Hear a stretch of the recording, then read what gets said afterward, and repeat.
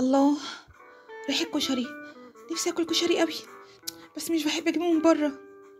ايوه، انا ادخل على موقع وصفات اكل عربية واعرف الطريقة من شيماء.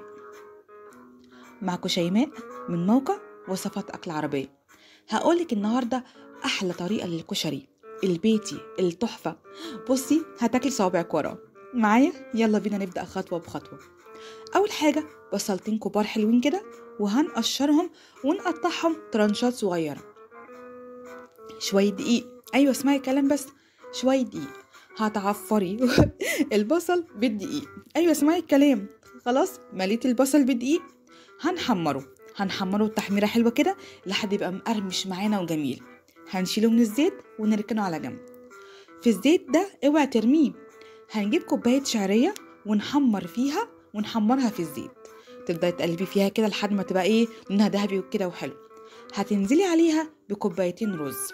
ايوه اسمعي الكلام زي ما بقولك. خلاص ده رز بالشعريه. ايوه ما انا جايلك واحده واحده اهو.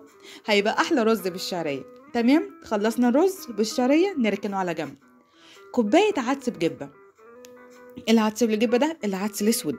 ركزي معايا وانت بتجيبي من عند العطار عدس بجبه. الاول هتنقعيه 10 دقايق.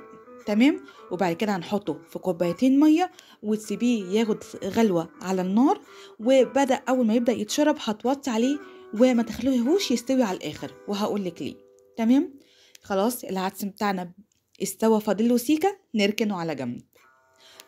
المكرونه، كيس مكرونه حلو كده الصغيره دي، بلاش الكبيره متبقاش حلوه في الكشري. وهنسلق كيس المكرونه. معايا؟ هنعمل ايه بعد كده؟ الدقه، اوعي تنسي الدقه. احلى طريقه دقه للكشري. فصين توم مفرومين، هنحمرهم كويس قوي. هننزل عليهم بربع كوبايه خل. هيعملوا صوت تش واحلى ريحه هتقلب لك الدنيا. هتكوني مجهزه كوبايه عصير طماطم. هتنزلي عليها على الخليط اللي احنا عملناه التوم بالخل، وتحطي التوابل بتاعتك الملح والفلفل والكمون وشطه بقى زي ما انت عايزه. قشطه كده جميل. خلصنا الدقه نركنها على جنب. نيجي بقى الصلصه بتاعتنا. صلصه عاديه جدا زي اللي بنعملها للمكرونه. هتخلصي الصلصه بتاعتك. تعالي بقى نشوف هنقدم الكشري الحلو بتاعنا ازاي. اول حاجه هتحطي كبشه مكرونه في الطبق، عليها كبشه رز بالشعريه، عليها شويه عدس كده حلوين، وترشي البصل بتاعنا. وما تنسيش الصلصه بتاعتنا تحطيها كده على جنب على الكشري. واخر حاجه معلقتين دقه من اللي احنا عملناهم. بصي هتاكلي احلى كشري وهتدعيلي. معكم شيماء من موقع وصفات اكل عربيه. يا رب الاكل يعجبكم.